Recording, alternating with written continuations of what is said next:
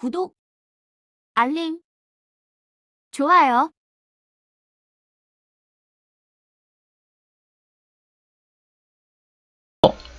돈 가는 길의 갱성 남자입니다.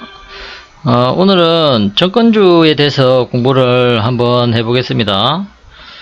앞으로 금리가 이제는 11월달 되면 아마 정점일 것 같습니다. 그때 이후로는 금리가 아마 내려가지 싶은데, 올해는 아니고 내년 초나, 뉴스에서는 말쯤이라고 얘기했는데 벌써부터 경기가 더 쪼그라지니 많이 이렇게 하면서 초부터 금리가 내려갈 수도 있다. 그런 얘기가 나오거든요. 그래서 이제 더 이상의 금리 상승은 힘들 것 같고, 앞으로 이제 그거를 방어하기 위해서는 금리를 또 내려야 되거든요. 금리를 내리면서 또 시장의 유동성을 확보하는 거죠. 그렇게 해야지만 또 경기 침체가 심하게 안 올 수 있을 텐데, 이게 참 힘든 부분인 것 같아요. 그래서 앞으로 경기가 안 좋아지고 금리를 내리게 되면, 어떤 주에 투자를 하게 되면 조금 이렇게 안전하게 투자할 수 있을까 생각했을 때 제가 정권주가 괜찮은 것 같아요. 그렇게 가파르게 변동성이 심하지도 않고, 그리고 안정적이면서도 배당 수익도 많이 주고, 이렇다 보니까 정권주만한 게 없다라는 생각이 들더라고요. 그리고 정권주도 최대 수혜를 봤죠. 코로나 그때 돈을 많이 풀면서 정권주들은 최대 수익을 아마 냈을 겁니다. 요번에 이제 그렇게 수익을 많이 내다가 이제는 거래가 거의 없다고 지금 뉴스에 많이 나와요. 싸늘한 투심의 거래량 바닥, 이런 뉴스들이 나오고 있는데, 이런 뉴스들이 나오면 대부분의 바닥이 왔다는 얘기를 예전에도 한번 말씀드렸죠. 개미들이 떠나야지만 주식시장은 올라간다. 개미들이 떠날 때 주식을 파는 거는 바보짓이죠. 그때 이유가 지나고 나면 그때가 최저점일 때가 많았고, 지금이 최고 저점일 수도 있고 아닐 수도 있지만, 그거는 나중에 지나봐야 알겠지만, 일단은 제가 정권주를 조금 괜찮게 생각하는 게 뭐냐면은, 금리를 내리게 되면 예금에 투자한 분들이 이제 금리가 내릴 시점이 되면 또 다른 곳으로 투자를 또 하게 되겠죠. 그러면 그때는 위험성 자산에 투자할 가능성이 많아요. 금리가 싸지고 유동성이 조금 풍부해지고, 그러면 경기가 꺾이게 되면 어쩔 수 없이 이렇게 금리를 내리고 유동성을 또 확보해줘야 그 경기 흐름을 맞춰갈 수 있거든요. 아예 소비가 없으면 경기가 더 무너질 수밖에 없는 거죠. 경기 침체라는 게 그런 거니까요. 일단 그렇게 되면 또 이게 위험성 자산에 돈이 몰리게끔 돼 있다고 저는 생각하거든요. 일단 그렇고, 그리고 정권주 자체가 채권에도 투자를 합니다. 채권에도 투자를 하기 때문에, 채권에 투자하는 걸 왜 얘기하냐 이렇게 말씀 하시는 분도 계실 수 있는데, 일반적으로 채권은 금리가 오르게 되면 채권 가격이 떨어지게 되어 있습니다. 그리고 금리가 떨어지게 되면 채권 가격은 오르게 되어 있거든요.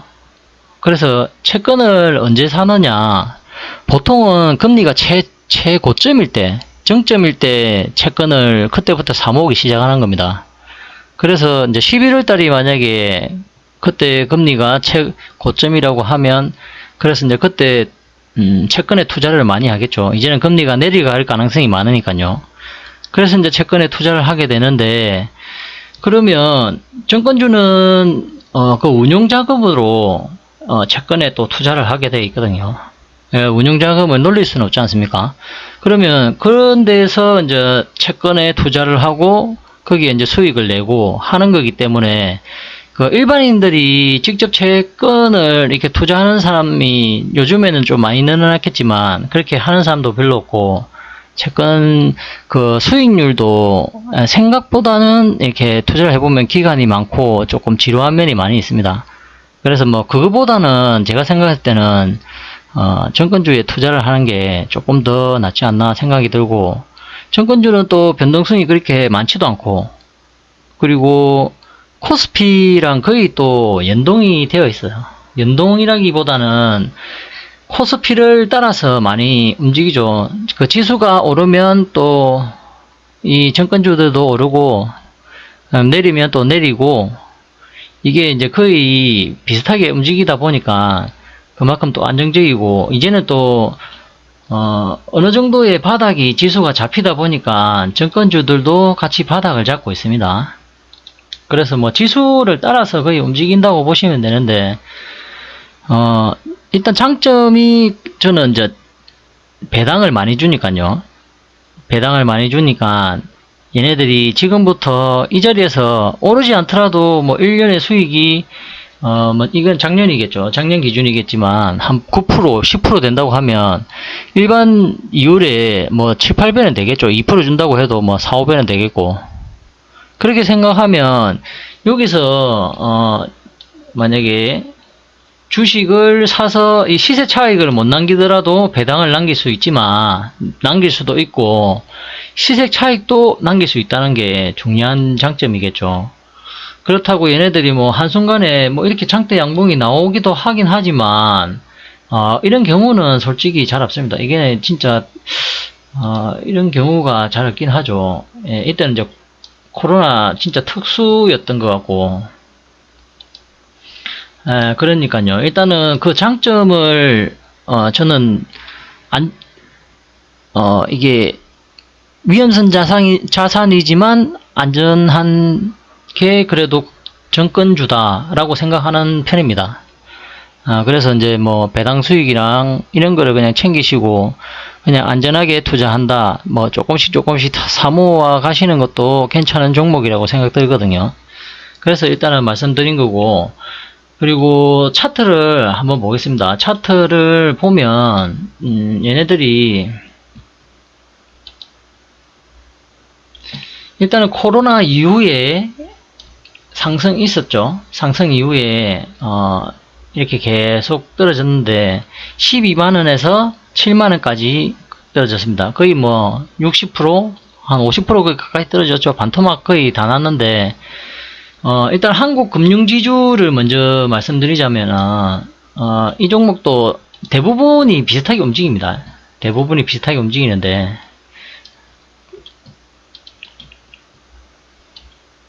이런 추세들이 만들어지가 있고, 이 추세를 타고 이제는 조금 올라갔습니다. 근데 뭐 거의 지수와 비슷하게 움직이기 때문에 이런 추세를 맞고 있거든요. 그래서 제가 이 정권주를 조금 추천드리고 싶은 거는 그냥 조금 장기적으로 보시고 기계 그냥 가지고 가시면 수익이 날 수 있는 종목이다, 이런 말씀 드리고 싶거든요. 그냥 신경 쓰지도 않고 그냥 조금씩 모아가면 수익 나는 종목이다, 이렇게 말씀드리고 싶네요. 그리고 이제 거래량이 많이 없기 때문에 아까 전에 뉴스 보셨다시피 거래가 없어요. 거의 거래가 없다가 이제 이게 올라오는 게 뭐냐면은 개미들이 거의 다 빠져나가고, 이제는 올리려고 하면 기관이나 외인 조금만 사도 이제 조금씩 올릴 수 있다는 거죠. 이렇게 하다가 이제 주식이 조금 오르면 또 개인들이 들어오든지 이렇게 하겠죠. 그렇기 때문에 지금 이 주식은 그냥 놔두면 나중에 또 분명히 또 올라갈 거거든요. 그래서 뭐 기술적으로도 볼 필요가 없을 것 같기도 하고, 일단은 말씀드리는 부분이 거의 다인 것 같아요. 차트가 아니라 말씀드리는 부분이 거의 다이고, 그리고 차트적으로 보려고 하면 뭐 이렇게 또 저항대가 있긴 한데, 이것도 이제 지수가 올라가면 또 따라 올라갈 겁니다. 거래가 조금씩 늘어난다는 거죠. 그리고 또 재밌는 거 하나 보여드리면, 이 정권주 자체가 여기가 엠벨인데, 엠벨 하단에 오게 되면 어떤 모습을 보였는지 한번 보실까요? 엠벨, 이때는 뭐였는지는 잘 모르겠는데, 한국 금융지주가 엠벨 상단에서 엠벨 하단을 맞을 때 또 상단을 갔죠. 근데 하단을 또 맞으면 또 상단을 갑니다. 이때도 마찬가지입니다. 그리고 요때도 하단을 맞지 않았지만 또 상단을 넘어가게 됐죠. 그리고 또 요때도 하단을 맞았습니다. 하단을 맞았는데 요때는 조금 기간이 길었습니다. 16년부터 1, 2, 3, 4, 5, 6, 7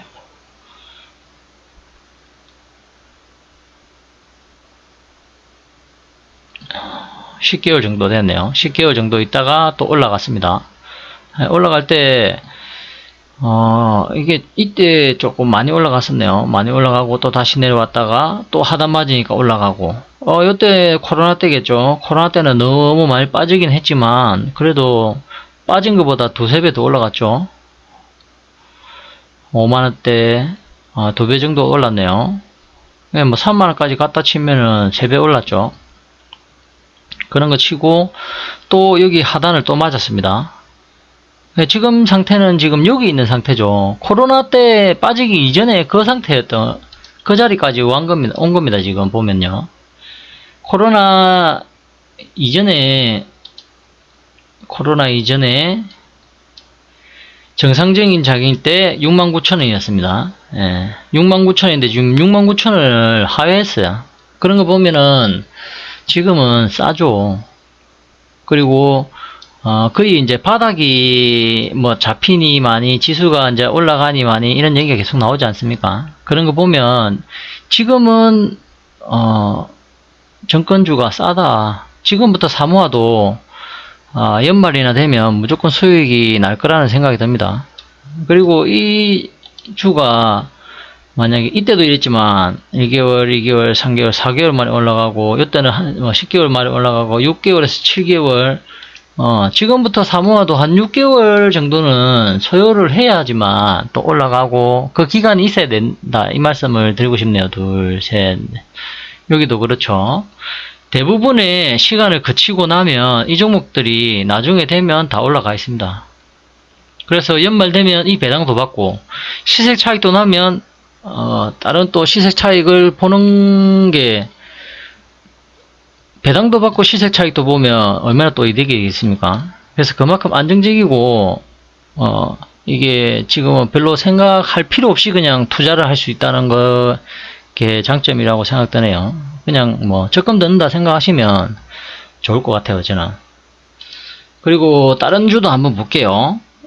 정권 관련주 중에 일단은 시총이 높은 게 지금 3조 4천이거든요. 이 애가. 그리고 삼성증권 이런 것도 마찬가지입니다.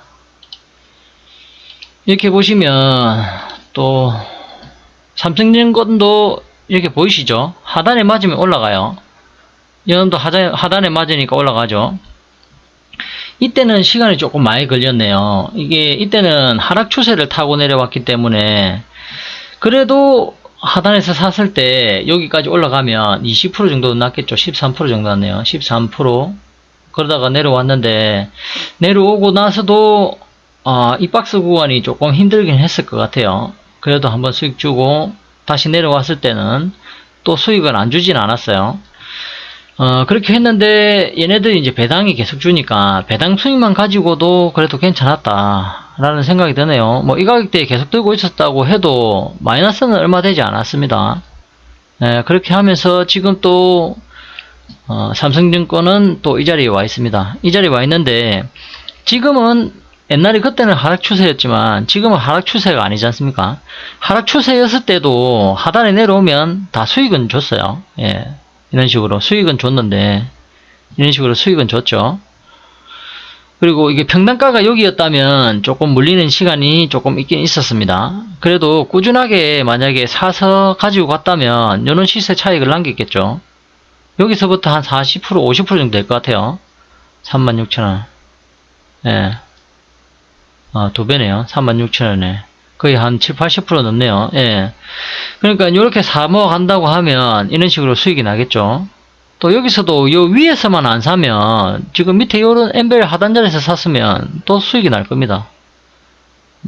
수익이 나고 어느 정도 또 시간이 걸렸으면 이제 배당을 받기도 하고 계속 모아가는 물량이 많아지면 많아질수록 배당도 많아지고 시세 차익이 나게 되면 시세 차익도 이제 더 많아지겠죠. 지금 삼성증권도 지금 이런 자리에 와 있습니다. 이런 자리에 와 있기 때문에 얘네도 똑같이 그냥 지수 따라서 움직이신다 보면 돼요. 예. 그리고 이렇게 사놓으면 또 배당받고 하면 저는 될 거라고 생각되거든요. 그리고 다른 것도 한번 볼게요. 그리고 이게 대형주가 미래에셋증권이거든요. 얘는 4조짜리. 얘도 하락 추세 였지만 이제 이런 자리 샀으면 이런 자리에서는 좀 무섭겠네요. 미래에셋증권은 조금 이탈했다가 또 올라오고 이렇게 하네요. 그래도 이런 자리에서 사서 모아간다고 하면 또 시세를 줬습니다. 예. 그냥 또 이런 자리에서 사서 모아가면 평단이 이 정도 되면 이때도 또 아까 삼성증권처럼 조금 시간은 걸리겠지만 또 시세를 줬네요. 이때부터는 조금 위험할 수도 있었겠네요. 예, 이렇게 만약에 평단가가 여기였다고 하면 이제는 안 올라오니까 계속 평단가를 낮춰간다고 하면 무조건 시세는 좋습니다. 예, 수익은 다 났을 것 같아요. 그리고 뭐 한 7,000원이 거의 최저점입니다. 예, 그리고 이 자리에 지금 와 있거든요. 미래에셋증권입니다. 그리고 하나 더 볼까요? 뭐가 있지? NH투자증권. 얘는 3조 2천. 엠벨 하단. 예, 계속 모아갔다고 하면 예, 시세 좋겠죠. 대부분이 그렇네요. 여기서 이제 샀다고 하면 이런 자리에서는 조금 힘든 자리였긴 했겠네요. 팔지 말지 고민하다가 그래도 배당이 아까 미래에셋은 얼마였죠? 배당이 다른 애들보다 좀 작아서 미래에셋은 조금 빼고 그러면 뭐 NH투자를 본다고 하면 거의 뭐 작년에 이제 이렇게 줬으니까 많이 준 거고 이제는 좀 실적도 좀 떨어지고 이러니까 이거보다는 좀 작게 주겠지만 그래도 금리가 떨어지고 이만한 배당 매력이 있나 싶긴 하네요. 그래서 저점이 거의 9,000원대면 다 수익입니다. 예. 9,000원대면 수익이죠. 9,000원대면 수익이고 계속 이렇게 본다고 하면 계속 수익이 났을 거라고 저는 생각합니다. 그래서 그냥 걱정 없이 가지고 갈 수 있는 게 증권주라고 생각됩니다. 저는. 그리고 어떤 걸 한번 볼까요? 메리츠가 몇 조지? 메리츠는 좀 배당이 작지만 그래도 얘는 먼저 이렇게 올라가 버렸네요. 대신도 작고 키움을 많이 쓰긴 한데 키움을 한번 볼까요? 키움은 배당이 그렇게 세진 않더라고요. 키움이 어디 갔지? 키움도 이제 거래를 많이 하니까 개미들 거래를 거의 여기서 다 하거든요. 그렇다 보니까 뭐 그래도 4.3%면 약하진 않은데 얘는 계속 상승 추세를 타고 갔군요. 뭐 하단 오면 사면은 다 이렇게 수익이 났습니다. 예, 하단 오면 이렇게 계속 모아가면 수익 나고 예, 수익 나고 개미들이 키움 증권만큼 많이 쓰는 게 없습니다. 저도 키움을 계속 썼는데 지금은 이제 키움을 안 쓰는 게 이게 수수료가 딴 데보다는 좀 세고 그래도 쓰기는 진짜 키움이 최고 편하긴 합니다. 그래서 뭐 배당도 받고 이렇게 하려고 하면 저는 지금 이런 한국 금융지주만 한 게 없다고 생각합니다. 한국 금융지주도 지금 보시죠. 계속 상승 추세를 타고 갔습니다. 그리고 이 자리에 와 있어요. 그래서 엠벨 하단에 공략은 증권주는 괜찮다. 모아가시면 된다. 내려가면 또 내려가는 대로 모아가시면 수익이 난다. 수익 안 나더라도 배당 받고 수익 날 때까지 또 가지고 가고 계시면 그 배당 수익으로도 나는 충분히 수익을 남기고 그 다음에 안정적으로 투자할 수 있는 게 증권주라고 생각합니다. 오늘은 여기까지 하겠습니다. 돈 가는 길에 경상도 남자입니다. 구독, 알림, 좋아요.